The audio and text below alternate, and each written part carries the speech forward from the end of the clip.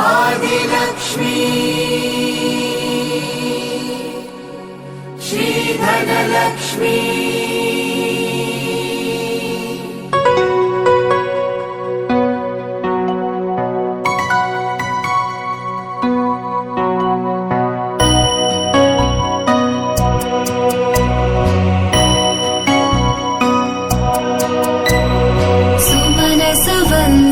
सुन्दरि माधवी चन्द्र सहोदरि एव मयि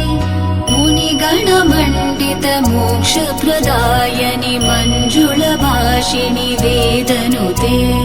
पङ्कजवासिनि देवसुपूजित सद्गुणवर्षिणि शान्तियुते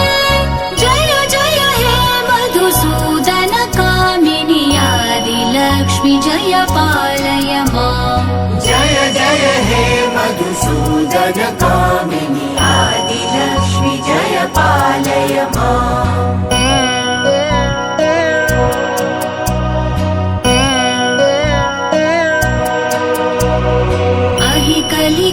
कलिकल्मषनाशिनि कामिनि वैदिकरूपिणि वेदमये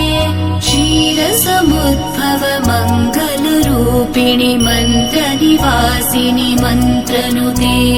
मङ्गलदायिनि अम्बुजवासिनि देवगणाश्रित पादयुते जय जय हे मधुसूदन कामिनि धान्यलक्ष्मि जय पालय माम् जय जय हे मधुसूदन कामिनि धान्यलक्ष्मि जय पालय माम्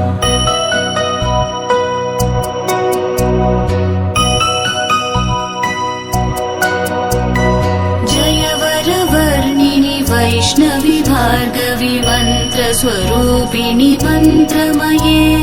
सुरगणपूजित शीघ्रफलप्रद ज्ञानविकासिनि शास्त्रनुते